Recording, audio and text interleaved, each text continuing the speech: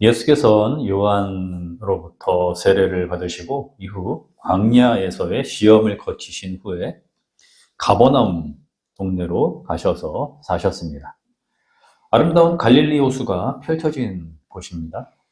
온 백성의 존경과 기대를 한 몸에 받고 있었던 요한이 잡혔다는 소식을 들으셨고 그곳에서부터 본격적으로 하나님 나라를 전파하기 시작하십니다. 그 첫 메시지를 담고 있는 것이 오늘의 본문 마태복음 4장 12절에서부터 23절입니다. 이때부터 예수께서 비로소 전파하여 이르시되 회개하라 천국이 가까이 왔느니라 하시더라. 이 말씀이 가지는 의미와 깊이를 이해하고 추구하는 것, 기독교 신앙의 본질이라 하겠습니다. 바실레이아 투 우라논, 말 그대로 하면 하늘 나라가 되는데요. 우리말 성경에는 천국이라고 번역을 했죠. 여기서 말하는 하늘은 장소적 의미로서의 공간, 즉 어떠한 지점을 뜻하는 것이 아닙니다. 유대인들은 하나님의 이름을 부르는 것조차 불경스러움이 섞이지는 않을까 염려했기 때문에 나의 주, 아도나이, 전능하신 신, 엘 샤다이, 이러한 방식으로 대했단 말이죠. 때문에 하나님의 나라를 하늘 나라로 표현한 것이라 할 수 있습니다. 또한 고대 세계에서 하늘이 가지는 독특한 의미가 있기 때문인데요. 눈으로 바라보거나 생각으로 파악할 수 있는 인간 경험 차원 너머에 있는 어떠한 현상을 드러내기 위한 대명사로 사용이 되었습니다. 예를 들면은 태초부터 있는 창조의 능력, 영원한 생명과 구원 등과 같은 궁극적 차원의 진리를 담아내고자 할 때, 그러니까 하나님의 주권에 대하여 표현할 수 있는 적절한 단어로 하늘을 떠올렸던 겁니다. 하나님의 나라는 바실레이아 투 데우라 일컫습니다. 나라도 마찬가지입니다. 지역이나 영토적 차원에 묶이지 않습니다. 통치와 영향권을 의미하죠. 하나님의 나라는 하나님이 다스리시고 통치하시는 세계, 하나님의 능력에 온전히 사로잡히는 나라인 것입니다. 이 나라가 지금 임했다는 선포이죠. 회개하라로 번역된 메타노이아가 그 앞에 나오고 있습니다. 즉, 메타노이아 해야 한다. 왜냐하면 하나님의 나라가 임했기 때문이다. 문장 구조가 이렇습니다. 회개하지 않으면 하나님의 나라가 임했음을 발견한다거나 경험하기가 어렵다는 거죠.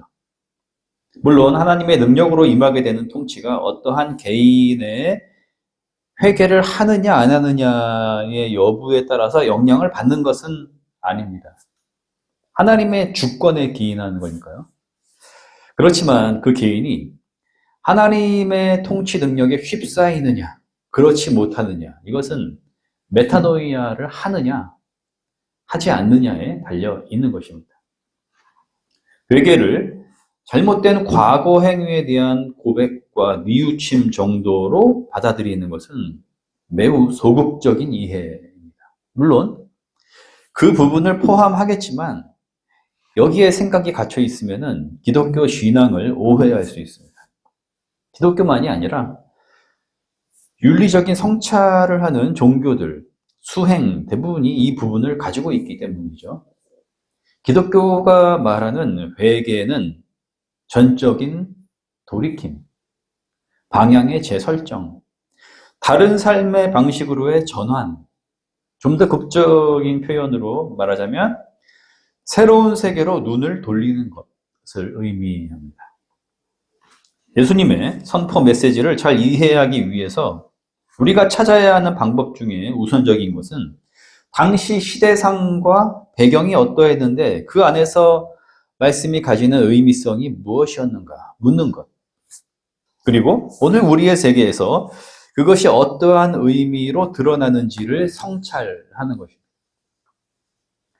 그때의 삶과 지금 우리의 삶은 크게 다르지가 않습니다. 부유한 자들은 빈곤한 자들을 무시했고요. 종교 지도자들은 자신들의 의의를 드러내기 위해서 열심을 냈지만 참된 자유와 삶의 만족을 얻지 못했습니다. 로마의 압제를 받는 유대 사회는 정치적으로 불안했으며 종교와 율법은 백성들이 지기 어려운 정도의 짐으로 여겨지면서 삶을 짓눌렀습니다. 이 와중에 예수께서 하나님의 통치가 임했음을 선언하신 겁니다. 오직 하나님만이 하실 수 있는 것. 그러니까 로마 제국이 제공할 수 없고 유대 종교 당국이 제시할 수가 없는 지혜로운 현자나 카리스마적인 수행자도 가르쳐 줄 수가 없는 전적으로 새로운 방식을 의미했습니다. 그게 무엇일까요? 생명의 나라입니다. 살아있음 그 자체에서 하나님의 사랑과 자유의 능력을 발견하는 것이죠.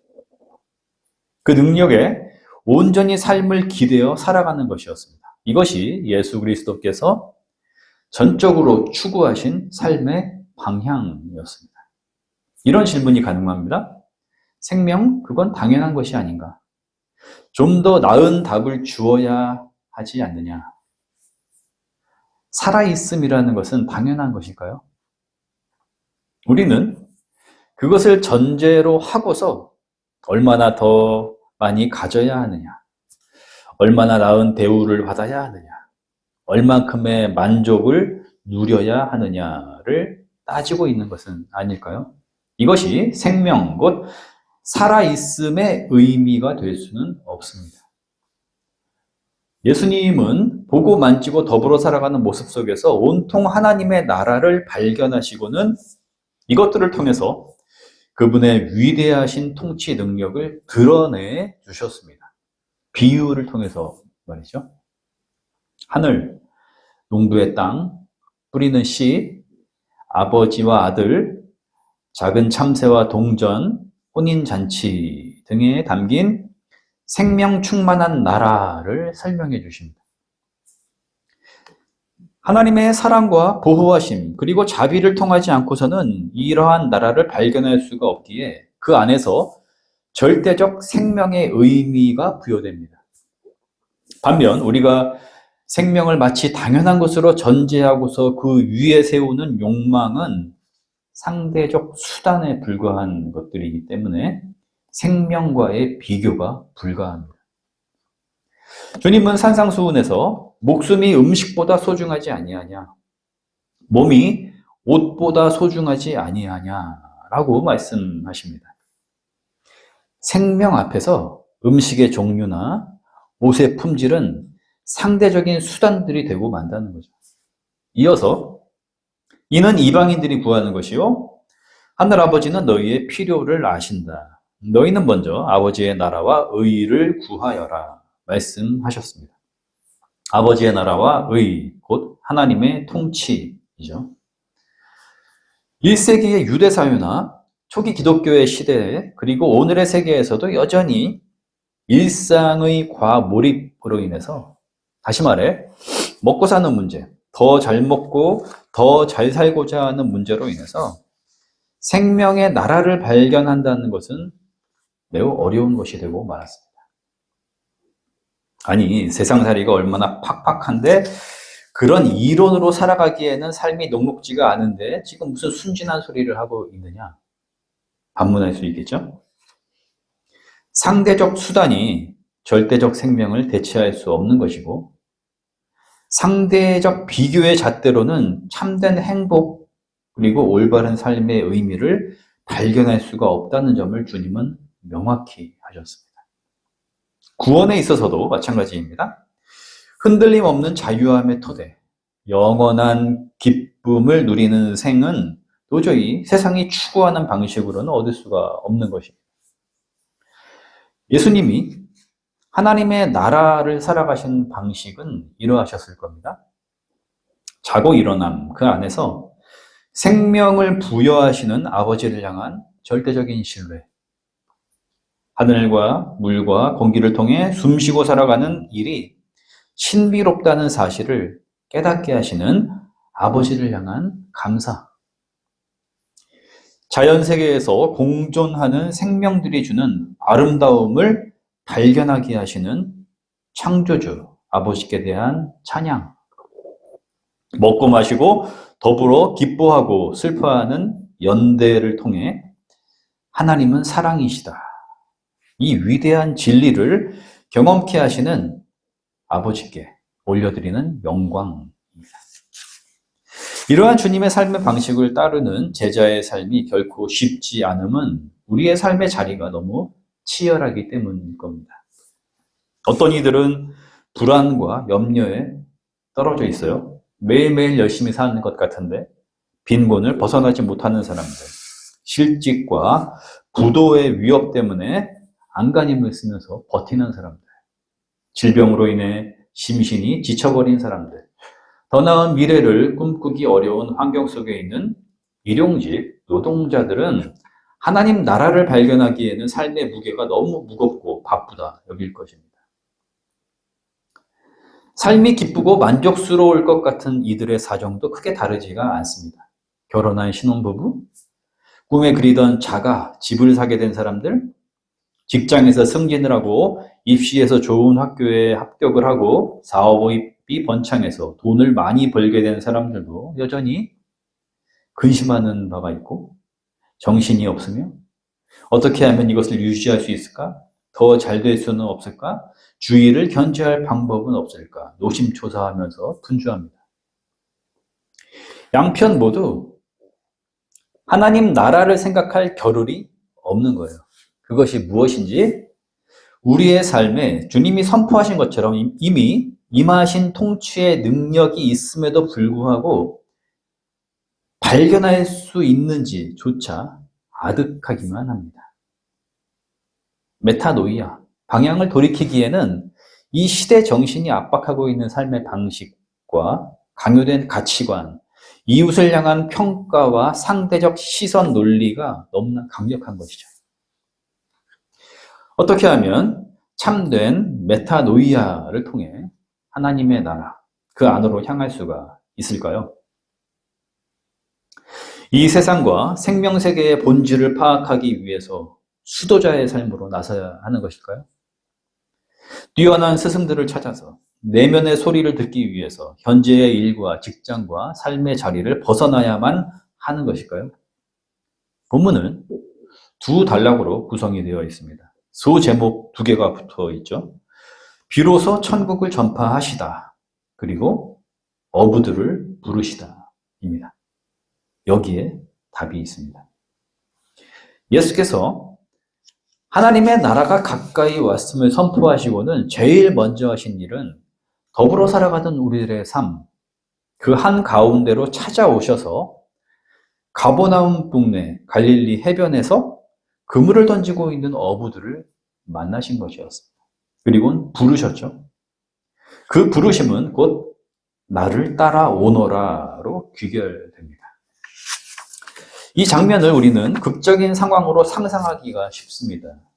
마치 이런 거죠. 바다에서 그물을 던지고 있었던 어부들이 갑자기 나타난 한 청년이 던지는 의미심장한 말을 듣고는 모든 걸 버려두고 그분을 따라 나섰다.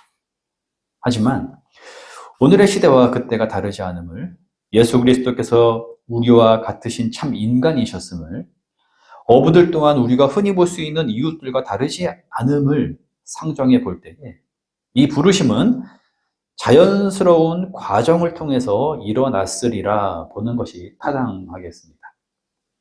어부들은 예수님을 평소에 잘 알고 있었을 것입니다. 주님은 해변을 자주 거니셨을 것이고 하나님의 통치와 의가 구현되는 세상에 대하여 말씀하시면서 큰 깨달음을 주셨을 겁니다. 당시 로마의 압제를 받던 유대는 특히 저항정신이 강했던 이 갈릴리 지역은 하나님이 왕이 되시는 날이 임하게 되면 이방인의 통치를 벗어나게 되고 세상에 하나님의 공의와 정의가 드러나게 되며 이스라엘이 열방의 중심에 서게 될 것이라는 기대를 하고 있었습니다. 그 날을 기다림에 있어서 혁명이나 무장봉기의 방식이 필수적이라는 생각을 가진 사람들이 많이 있었는데, 마땅히 그 날의 도래를 위해서라면은 삶을 걸어야 한다는 생각이 팽배했습니다. 그런데 예수께서 하나님의 사랑을 통해 생명의 참된 의미를 발견할 수 있다라고. 그 사랑의 방식으로 이웃과 세상을 바라보면서 그 사랑의 통치로 삶이 구원될 수 있다라고. 이스라엘은 하나님의 뜻을 성취할 수 있다라고 말씀하셨을 때에 그 일을 위해서 나와 함께 하나님의 나라를 세상에 전하지 않겠느냐 부르셨을 때에 그들은 기꺼이 자신들의 삶을 마치 예수께서 아버지의 사랑에 기대신 것처럼 온전히 그리스도와 함께하는 일에 걸었던 것입니다. 하나님 나라를 발견하기 위한 회개는 곧 예수 그리스도를 따르는 것이라는 점을 성경은 명확하게 가르쳐주고 있는 것입니다. 여기에서부터 기독교 신앙의 바른 이해, 교회의 존재 목적, 내가 향하고 있는 믿음의 실체, 그 기준점이 어디에 있는가가 결정이 됩니다. 제자들의 삶은 예수 그리스도와 함께 하면서 그분의 말씀을 통해 하나님을 경험하는 것, 그분의 삶을 통해 하나님을 보는 것이었습니다. 부활 이후 성령의 조명하심을 통해서 사도로서 예수 그리스도가 주셨던 말씀들과 삶의 순간들을 회상함으로 영원한 생명과 참된 자유를 주시는 하나님의 능력이 예수 그리스도를 믿는 믿음을 통한 선물로 주어졌음이라는 진리를 선포하는 것이었습니다. 교회 생활 그 자체가 너무 바쁘거나 교회에서의 인간관계로 인해서 스트레스에 시달리거나 교회 모임, 직분 같은 것에서 얻는 즐거움에 심취해서 정작 가장 중요하게 여겨야 할 예수 그리스도는 누구이신가에 대한 알에 대하여 그분을 따르고자 하는 순전한 열망의 삶을 기울이는 것에 대하여 관심을 쏟지 못하는 불행에 떨어지지 않도록 우리는 조심해야 하겠습니다. 현재의 일상생활의 무게에 짓눌려서 일주일에 한 번 위로의 차원으로 예배에 참석하고 있지는 않은지, 지금 생활이 너무 바쁘거나 즐거워서 혹은 계획이 많아서 일주일에 한 번 교양의 차원으로 예배에 시간을 내주고 있는 무례함에 떨어져 있는 것은 아닌지 돌아봐야 하겠습니다. 예수 그리스도를 따르는 일은 삶의 중심에서부터 삶 전체에 이르는 전반에 지향해야 하는 방향성으로 설정이 되어야 합니다. 그분을 닮아가고자 하는 구도적 태도를 유지하고 오직 그분 안에 참된 자유와 영혼의 만족인 구원의 길이 있음을 알아 온전히 붙드는 방식으로 우리는 살아가야 합니다. 첫 제자로 부르심을 받은 어부들은 자신들의 그물을 버려두고 주님을 따랐다라고 20절이 전하고 있습니다. 우리는 무엇을 버리고서 따라 나설 수 있을까요? 주님을 따름에 있어서 현재 내가 내려놓아야 할 것은 무엇이 있으며 어떠한 것들을 줄여야 하는 것일까요? 여러분의 삶의 자리에서 곰곰이 생각해 보시기를 바랍니다. 그 과정에서 놓쳐서는 안 되는 것이 있는데 그 생각을 통해 내가 주님을 따르겠다라고 결단하는 것이 아니라는 것. 주님의 부르심, 그 음성을 듣게 됨으로써 내가 무언가를 버리거나 줄일 수 있음이 가능해질 뿐만 아니라 이는 부르심에 따른 마땅한 순종적 차원의 응답이라는 점을 간과하지 않는 것입니다. 모든 시각에 뛰어나신 하나님의 평화가 그리스도 예수 안에서 우리의 마음과 생각을 지키실 것입니다. 아멘.